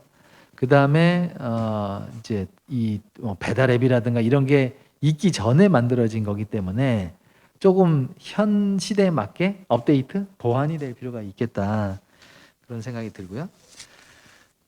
법에는 이제 법 3조 1항이 소비자를 속이거나 소비자로 하여금 잘못 알게 할 우려가 있는 그런 표시 광고 행위는 금지하면서 그 예시로 뭐 기만적인 표시 광고, 거짓 과장 광고, 그다음에 비방적인 표시 광고 이런 것들을 금지하고 있고요. 경쟁 사업자, 제가 여기서 문제되는 건 이제 경쟁 사업자가 비교 표시 광고를 하는 건데 이게 자기 서비스나 자기 상품을 드러내진 않지만 그냥 중상 비방하는 내용의 광고도 이걸 비교 표시 광고라고 보고 있고요. 그래서 경쟁 사업자의 것에 관해서 중상 비방을 해서는 안 되고요. 경쟁 사업자 것에 관해서 객관적인 근거 없이 허위의 내용으로 중상 비방하거나 불리한 사실만을 표기해서 비방하는 표시 광고 행위 이것들은 좀 금지되고 있습니다. 그건 뭐 이 경쟁 사업자가 하거나 경쟁 사업자가 돈을 주고 하거나 다 마찬가지고요. 여기서 좀 부족한 부분은 경쟁 사업자가 부당한 표시 광고로 상대방을 비방, 뭐 여기서 말하는 중상 비방 한 게 아니라고 하더라도 돈을 주고 상대방에 대한 리뷰를 달게 하는 거, 그것도 돈을 주고 했다는 것을 표시하도록 하는 게 좀 아직은 미비한 것 같아요. 제가 뒤에 지금 말씀드리고 싶은 게 추천 보증 등에 대한 표시 광고 심사 지침이 있는데 이게 리뷰는 추천하거나 보증하는 거잖아요. 이게 내가 써보니까 좋더라, 뭐 맛있더라, 맛없더라, 좋다 나쁘다 이런 거니까 이걸 그 의미는 추천하거나 뭐 추천하지 않거나 그런 의미라서 이 추천 보증 등에 관한 심사 지침이 적용될 것 같은데요. 이런 경우에 실제 사용하고 리뷰를 다르라는 거예요. 사용하지 않고 리뷰를 다르는 건 부당한 표시 광고다는 게 하나 있고요. 그래서 뭐 이 농심 백산수 안 먹어보고 백산수 맛이 없네, 뭐 좀 짜네, 뭐 이런 말 하면 이 표시광고법 위반이라는 거죠. 그 다음에 이 추천하는 이제 백산수를 좋게 표현했다고 치자고요. 백산수가 되게 맛있다, 뭐 깨끗하다라고 추천을 했어요. 근데 백산수로부터 돈을 받고서 그런 댓글을 달았다 하면 돈을 받았다 아니면 뭐 백산수를 매달 뭐 공급받기로 하고서 했다 이런 경제적 이득을 제공받았다는 것을 표시하도록 돼 있어요. 추천을 할 때. 근데 이제 뭐 어떤 고깃집이 되게 맛있다는 별점을 막 알바한테 시키면서 돈을 줬으면서도 불구하고 거기에 돈 줘서 그런 리뷰 달았다라는 걸 표시하지 않는 거죠. 그런 것들은 다 표시광고법 위반이기 때문에 한번 그 정화 차원에서 공정거래위원회가 그런 조사가 좀 필요하다. 그다음에 아까 말씀드린 것처럼 나를 위해서 돈을 지불하고 그런 리뷰를 다는 거는 지금 심사지침상 법 위반이다라는 게 있는데 남을 위해서 돈을 주고서 했다는 걸 표시하지 않는 경우에 법 위반이다라는 건 아직 심사지침상은 없거든요. 그러니까 악플을 달라고 악플이 아니고 그냥 상대방에 대한 리뷰를 달라고 돈을 주고서 그 사람이 리뷰를 달았어요. 근데 막 애매하게 이게 비방 중상까지는 안 가는 정도라는 거죠. 그랬을 때 나는 돈을 받고 뭐 우장창창에 대한 리뷰를 달았다. 얼마를 받았다. 뭐 이런 내용을 표시하도록 하고 그걸 표시하지 않으면 법 위반이다라는 심사 지침이 좀 들어갈 필요가 있다고 보입니다. 그 다음에 그게 이제 그 표시광고법으로 하는 방법일 거고요. 지금 이제 배진규 의원께서 대표 발의하신 전자상거래법 내용은 굉장히 좋은 것 같습니다. 이렇게 이 중개자가 게시하는 뭐 방법이라든가 정렬 기준 등에 대해서 정보를 공개할 필요가 있을 것 같고요. 그러니까 이게 리뷰를 정렬하는 방식을 공개하지 않으면 좋은 것만 위에 노출시킬 수 있거나 아니면 나쁜 것만 뭐 노출시킨다든가 뭐 그럴 수도 있잖아요. 그래서 그 기준을 반드시 공개하는 게 필요할 것 같고요. 다만 여기서 조금 저는 다 세세하게 잘 돼 있는 것 같은데 의견은 이 통신 판매 중개 의뢰자가 스스로 나쁜 댓글을 달거나 뭐 이런 것들은 여기 지금 규제가 없거든요. 돈을 대가를 주고 다른 사람을 시키는 경우에만 지금 여기에 제한이 되도록 돼 있는데 아니 뭐 이 중국집 하시는 사장님이 굉장히 부지런하세요. 잠 안 자고 계속 막 엄청나게 댓글을 달아버릴 수도 있어서 그런 부분도 규제가 있어야 되는 거 아닌가라는 생각 하나 하고 두 번째는 여기 보면 이제 대가를 지급받고라고 이렇게 규정이 돼 있는데 이렇게 돼 있으면 이 규제 당국에서 대가를 지급받았는지 여부를 입증을 해야 되거든요. 근데 이게 뭐 돈을 교묘하게 주는 수도 있어서 분명히 이 사람이 무슨 특별한 이해관계도 없이 여러 번 반복적으로 업무적으로 거의 댓글을 달았다. 그럼 돈을 주고 받은 것 같은데 증거는 안 나오는 수도 있잖아요. 비트코인으로 뭐 이렇게 은밀하게 줄 수도 있고. 그렇기 때문에 이 대가를 지급받고라는 문구는 그냥 삭제하는 것은 어떨지. 이렇게 되면 이제 너무 범위가 우리가 제한하는 범위가 좁아지니까 그걸 한번 고민해 주시면 어떨까 싶습니다. 네, 제가 고민한 수준은 이 정도였습니다. 예, 마치겠습니다. 예, 구체적으로 법안 관련해서도 좀 보완 의견을 주셔서 감사하고요. 요즘에 이제 블로그나 이런 걸 쓸 때도 광고를 할 때는 이것을 뭐 제공받고 했다 하고 뭐 TV에서도 그런데 사실 이제 배달앱에서도 그런 부분들을 좀 더 강화하고 이미 기존의 법으로도 이 문제에 대해서는 단속이 가능하기 때문에 뭔가 이렇게 좀 대대적인 캠페인이나 단속 이런 얘기도 좀 도움이 됐습니다. 그러면 세 분 말씀을 좀 들었고요. 우리 그 마포하고 용인에서 오셨나요? 예, 예. 혹시 추가적인 우리 플로어에 계신 분이 지금 우리 배진교 의원실에 지금 정책 그 관련하신 우리 보좌관님도 계시고 연구원님도 계시는데 추가 질문이나 의견이 있으시면 듣고 우리 그 저기 발제자님이 세 분 토론 관련해서 보완한 의견을 좀 듣는 걸로 하겠습니다. 네. 계시면 손을 듣고. 요거 눌러주세요. 자기소개 좀 하시죠. 네, 안녕하세요. 정의당 용인시당 위원장을 맡고 있는 김승현이라고 합니다.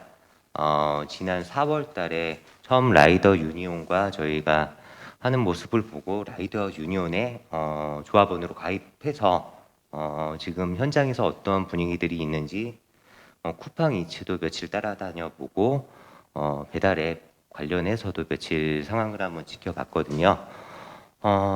그래서 제가 느낀 뭐 여러 문제점들은 라이더로서 몇 가지 느낀 점들이 있었어요. 아까쯤에 대의원님이 말씀해 주신 것처럼 음식점이 한참 피크 시간에 배달이 몰릴 시간에 많이 나왔을 때 어떤 곳은 대기 시간이 한 40분 정도를 자기네 상점에서 잡아두긴 하는데 또 불구하고 추가로 마이너스 20분이 된 채로 저희한테 물건이 전달되더라고요.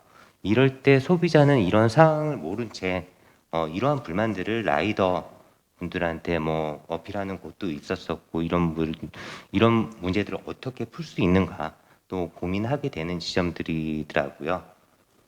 이 점에서 뭐 제가 라이더로서 대응을 고객이 그런 불만을 제기했을 때 할 수 있는 방법은 없었습니다. 그냥 죄송하다고 빌고 이렇게 왔거든요. 소비자의 입장도 이해가 가요. 1시간 주문한 지 1시간 넘어서 음식이 도착하니 그래서 이 문제에도 한번 그런 걸 많이 느꼈습니다. 이상입니다. 이건 묶어서 좀 얘기를 하고요. 우리 마포에서 지금 이 저희 설문조사를 실제 마포 지역을 돌면서 지금 40개 가까이 지금 모으고 계시는데요. 뭐 자기 네. 소개도 해주시고. 네, 안녕하세요. 저는 마포에서 활동하고 있는 운영위원 전진형이라고 합니다. 저는 지금 이제 마포 홍대 서교동 지역에서 좀 많이 돌아봤고 그리고 상암동 쪽 이제 회사원들이 많은 곳에서도 이렇게 좀 실태 조사를 계속하고 있는데요. 일단 서교동 같이 좀 인원이 많이 붐비고 바쁜 곳에서는 이 배달앱 실태 조사에 좀 응해 주시지 않는 곳이 많더라고요. 워낙 바쁘고 준비해야 되는 과정들이 많아서. 그리고 이제 너무나 불만이 많으신 분들의 얘기를 들어보면 그 배달 주문 플랫폼보다도 배달 대행 플랫폼에 문제가 많이 있다라고 대답해 주시는 분들이 있는 반면에 다른 지역에서는 문제가 없다라고 얘기를 하더라고요. 그래서 오히려 제가 그 배달 대행 이제 플랫폼 배달 기사분들에게 뭐 더 잘해주고 싶다라는 얘기를 듣는 상가도 있었는데, 얘기를 들어보니까 그 지점장들, 배달 대행 플랫폼의 지점장분들의 성향과 역량에 따라서 천차만별로 이 그 상업 그 사장님들의 반응이 갈리더라고요. 그래서 어디 지역은 뭐 국물이 흐를 때, 배달에 문제가 생겼을 때 전부 다 그 사장님들한테, 자영업자분들에게 배달 포장을 왜 이렇게 했느냐라는 식으로 책임을 전가하는 곳이 있는 반면에 어느 지역에서는 전부 다 이제 배달 플랫폼이 전부 다 책임을 지고 사장님들에게 죄송하다고 말씀을 드리는 지역도 있었습니다. 그래서 이런 부분이 아예 지점장의 역량에 따라서 이런 책임이 갈린다는 것에 대해서 좀 많이 안타까웠고요. 그리고 아까 전에 이제 배달 리뷰에 신경을 쓰는 사장님들이 있고 안 쓰시는 분들이 있다라고 얘기를 들었는데, 제가 이제 뭐 테러를 당한 적이 없다라고 체크를 하시는데 왜 없으세요? 한 번도 없으세요?라고 물어보면 있는지 없는지 그냥 상관을 안 한다고 하시더라고요. 워낙 상처가 많이 될까봐 리뷰 관리를 아예 안 하는 이유가 장사에 뭐 상관이 없어서가 아니라 마음의 상처를 받는 게 너무 힘들어서 있을 거다라고 얘기하면서 없다라고 체크를 하시는 분들이 좀 있었거든요. 그래서 그런 부분들 듣고 리뷰에 대한 문제점이 좀 다들 말씀하시는 게 리뷰 없어졌으면 좋겠다, 그냥 따로 저한테 개인적으로 메시지를 보내주셨으면 좋겠다라고 대답하시는 분들이 대부분이었습니다. 네. 네, 우리 또 다른 분들 뭐 질문이나 더 추가 의견 있으신가요? 네, 정의당 정책위원회 이종철입니다. 이번에 배준기 의원님 법안에서 제가 위의견을 많이 또 냈던 사람인데요. 오늘 와주신 분들이 좋은 의견 주셔서 감사드리고, 저는 26페이지 관련해서 좀 질문을 드릴게요. 김정민 국장님께. 그러니까 지금 3번항 같은 경우는 현행법으로도 규율이 어느 정도 가능하다고 생각이 들고요. 근데 4번 같은 경우에는 이것도 물론 이제 좀 형사적으로 절차를 밟으면 아마 가능할 것 같고, 다만 2번 같은 경우에 이게 이제 어쨌든 이건 분명히 문제되는 행위라고 판단이 되는데, 이 부분에 대해서 그럼 점주님들이 증거를 수집해서 그 부분을 그 플랫폼 사업자한테 제출을 하면은 어떤 대응을 해주는지, 아니면 그런 걸 관련된 약관이나 뭐 대응 조치할 수 있는 근거가 있는지, 그걸 좀 여쭤보고 싶네요. 이거 말고 좀 몇 개 있는데 일단 이런 게 현장성의 차이거든요. 네. 메뉴 하나 들어왔는데 메뉴 하나 때문에 신경을 쓰고 소송을 하고 증거를 수집하고 이럴 사람 아무도 없습니다. 그냥 환불해주고 말죠. 그죠? 그리고 우리 논의하고 있는 조작이 의심돼요. 그러면 입증해야 되거든요. 누가 그걸 입증하고 앉아 있겠습니까? 그날 하루 매출에 영향을 줄 뿐인데, 현장에서는 다른 게 요구하는 게 이런 뭐 법적, 제도적 이런 요구는 우리 단위에서 고민을 해야 되는 거고요. 실질적으로 필요한 건 당장 내려달라요. 매출에 영향을 미치는 건 일단 내려야 된다. 그리고 이거 주관적인 리뷰 평가이기 때문에 좋은 글이든 나쁜 글이든 일단 내리는 거에 대해서 법적으로 문제가 되지 않아요. 이게 무슨 뭐 대단한 게 아니잖아요.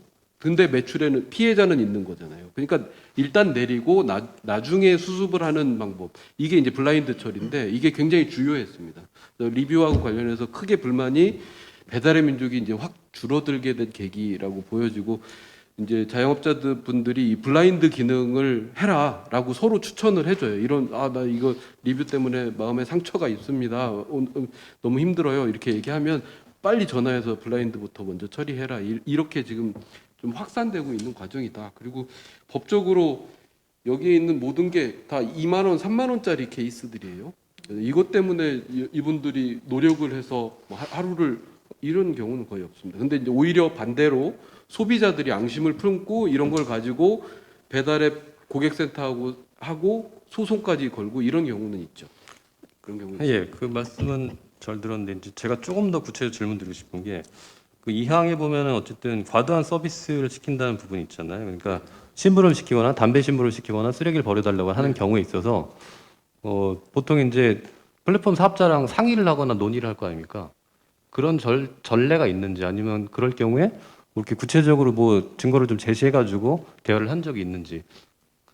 그래서 뭐 구제를 받은 적이 이런 있는지. 부당한 서비스 요구에 대해서 네, 그 플랫폼사하고 네네네. 상의 그 업주가 네네네. 상의를 하느냐? 네, 그 보통 주문할 때 앱을 써보신 분들은 알잖아요. 주문할 때 밑에다 뭐 저희는 그 일회용 숟가락이 필요해요, 필요하지 않아요, 뭐 이런 것들을 올리잖아요. 그러면서 콜라 하나 서비스로 주시면 별점 5개 드릴게요. 이렇게 올리는 거거든요.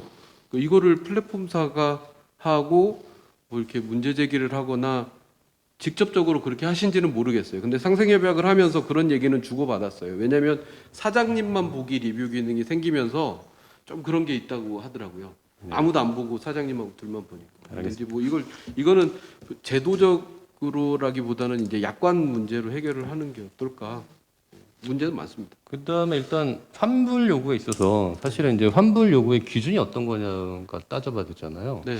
현재 제도상으로 이 환불을 요구할 수 있는 부분이 경쟁법상이라든지 뭐라든지 좀 어떻게 좀 의지할 만한 근거나 이런 게 전혀 없나요? 그러니까 배달 음식 관련해서 네. 제가 문제 제기한 게 그거예요.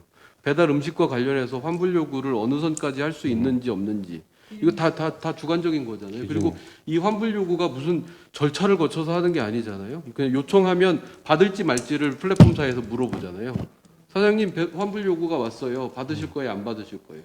안 받는다고 그러면 안 받는다고 전달을 해주고 받는다고 그러면 받는다고 전달을 해주고 안 받으면 계속 전화가 오고 받을 때까지 전화가 오는 거죠. 이 요구들은 전부 다 플랫폼사 통해서 듣는. 알겠습니다. 그 다음에 또 하나 질문 드릴게요. 그 다음 두 가지인데요. 두 가지만 더 부탁드립니다. 그 27페이지에 그 악성 리뷰에 대한 삭제 및 블라인드 처리가 있는데 그러니까 이 부분도 이제 기준이 애매할 것 같아요. 그러니까 어떤 경우 이제 삭제를 하고 그러니까 무조건 삭제한다고 했을 때 이제 어쨌든 사업자의 권한을 전적으로 보장을 해준다고 했을 때 어쨌든 글을 다는 사람들도 하고 싶은 말이 있을 텐데 이제 이 부분이 절충돼야 되는 부분이 있거든요. 뭐 예를 들어 표현의 자유 문제도 있겠고 그래서 그 부분에 대해서 어떻게 좀 현명하게 해야 될지 좀 한번 다시 좀 의견을 부탁드리고요. 그 다음에 중간에 보면 재주문율이 있는데 이 부분은 저도 이제 동의하는 부분인데요. 다만 이 부분에 있어서 법률적인 기준까지를 원하시는 건지 아니면은 뭐 약관이나 뭐 행정 입법을 통해서 이제 뭐 정부와 논의 과정에서 그런 제도를 만들어가기를 그 정도를 원하시는 건지 그게 좀 궁금해서요. 첫 번째 문제는 악성 리뷰에 대한 블라인드 처리는 현재 진행되고 있는 상황을 설명을 좀 드리자면 일단 좋은 글이 악성 리뷰든 그냥 일반적인 리뷰든 좋은 선풀이든 내려달라고 하면 무조건 내려주는 걸 원칙으로 잡았어요. 그게 가능하도록 요청을 했고 그렇게 그 이후에 내린 이후에 이제 소비자하고 배달의 민족하고 소통을 봐서 그럼에도 불구하고 나는 이 글을 올려야겠다라고 하면 30일 뒤에 게재하는 방식이거든요. 그러니까 이게 개인의 표현의 자유를 제한을 한다든지 이런 그 법률적인 문제까지 검토는 하지 않았습니다. 그런데 그 배달의 민족 법무팀에서 해석하기로는 이 글을 소비자하고 논의를 하고 그럼에도 불구하고 올리는 걸 30일 뒤에 올리는 걸로 좀 이렇게 유연하게 처음에는 무조건 내려달라고 했는데 본인이 삭제를 원하지 않을 경우에 다시 살리는 걸로 뭐 이렇게 해결을 했었던 케이스고요. 재주문율을 제도적으로 넣자라는 건 사실은 아닙니다. 제도적으로 그런 별점이나 뭐 이게 그 점주들한테 불리한 걸 빼달라 이런 것도 아니에요. 리뷰는 필요하다라고 생각을 하고 리뷰가 매장 평가를 해주는 것도 중요하다고 생각을 하고 저희가 아까 상생협약 첫 번째 조항이 뭐였냐면 이 리뷰에 대한 것도 소유권을 인정해 달라는 거예요. 그러니까 다음에 내 이후에 매장을 운영하시는 분이거나 가족한테 양도했을 경우에 리뷰도 양도할 수 있게 해달라 이 요구가 들어갔거든요. 왜냐하면 똑같은 브랜드고 똑같은 가게에 있는 데인데 양도 양수 받으신 분이 리뷰를 다 날리고 아주 제로 베이스에서 시작하는 경우가 있거든요. 리뷰는 필요하다라고 생각을 합니다.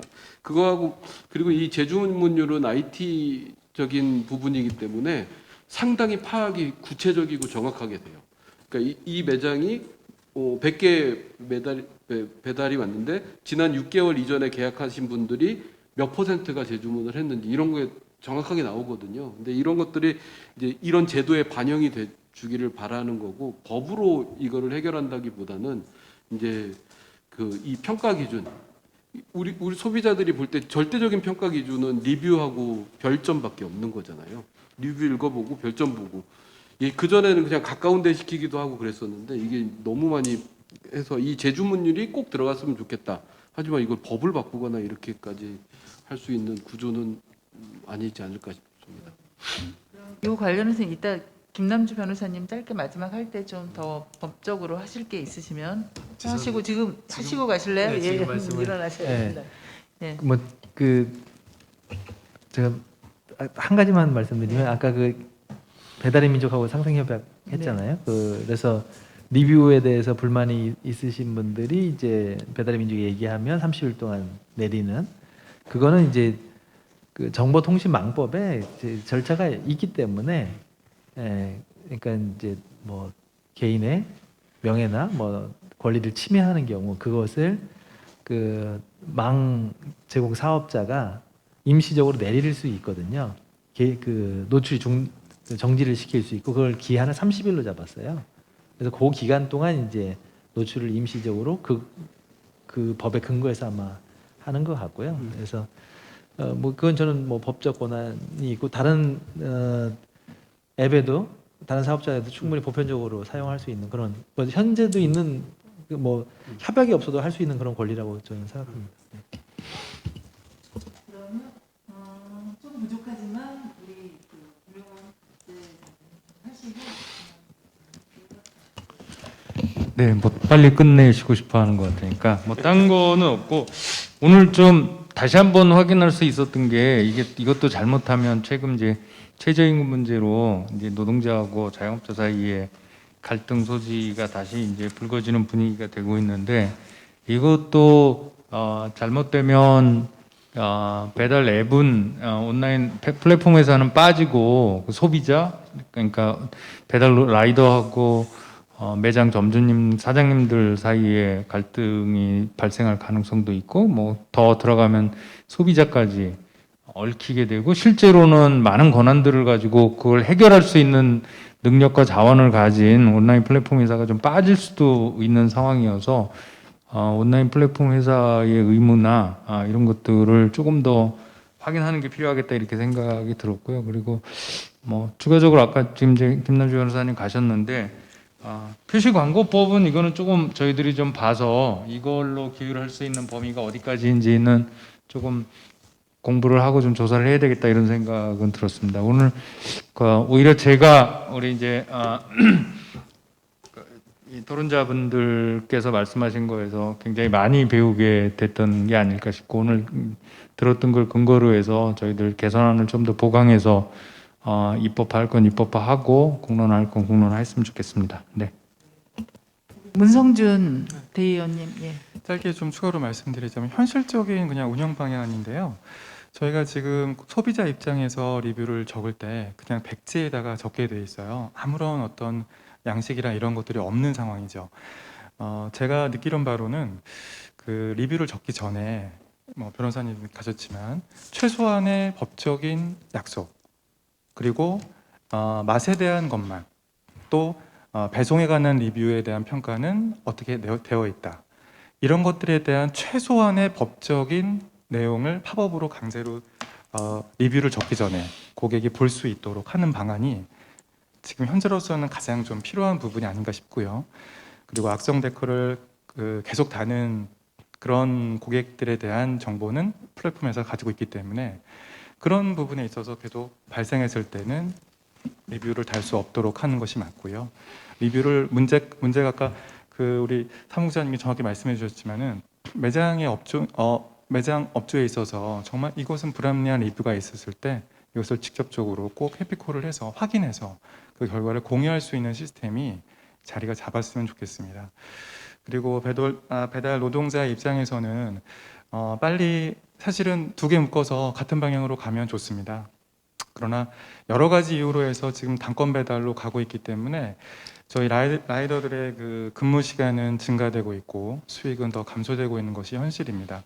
그 마음 편하게 배달할 수 없는 시대가 저희도 와버렸고요. 배달 동선이 또 실시간으로 공개가 되기 때문에 돌아가거나 뭐 그럴 수도 없는 상황이 돼버린 것이 현실입니다. 또한 뭐 최근에 김세진 MBC 기자님께서 자세히 보도해 주셨지만 그 배차가 잘 안 되는 경우가 또 많이 발생을 하고 있어요. 그 부분에 있어서의 현실적인 문제가 좀 있는데요. 직선 거리로 배송 거리가 측정되고 있는 현실에 있는 플랫폼 회사가 있습니다. 예를 들어서 300m 정도 되는 거리에 있어서 배송료가 3,000원인 경우에 실질적으로 그곳에 가기 위해서는 5km 이상을 돌아서 가는 그런 지형 때문에 그런 경우가 있는데요. 이러한 콜들이 올라왔을 때 배달 노동자가 이것을 빨리 음식을 배송하기 위해서 수락을 누를 수 있는 확률은 매우 적죠. 그래서 이런 현실적인 문제 또는 고층에 올라가는 문제, 고층에 올라갔을 때 내려왔을 때 배송 시간이 뭐 사실은 뭐 해보신 분은 아시겠지만 10분에서 이상 걸리는 그런 케이스도 많이 있습니다. 그래서 배송지에 따른 배달비의 문제 이런 것들이 좀 현실적으로 좀 빨리 개선이 됐으면 좀 더 좋은 리뷰가 달리지 않을까 생각이 듭니다. 네, 감사합니다. 그리고 우리 김종민 사무국장님 뭐 추가할 거 있으신가요? 좋은 자리 마련해 주셔서 감사합니다. 아, 그래. 예, 예. 그러면 저희가 이제 이것으로 끝나는 게 아니라 이후에 이제 입법을 추진하는 과정에 더 추가적으로 보완할 내용들을 하고요. 아까 말씀드렸지만 저희가 알고리즘 TF 팀을 계속 유지 발전시켜서 지금 온라인 플랫폼 경제 시대에 우리 각 주체가 특히 불평등이나 이런 데 놓이지 않도록 함께 해법을 찾아 나가도록 하겠습니다. 오늘 발제와 토론을 해주시고 참여해주신 여러분들께 감사드립니다. 이것으로 토론회 마치는 걸로 하겠습니다.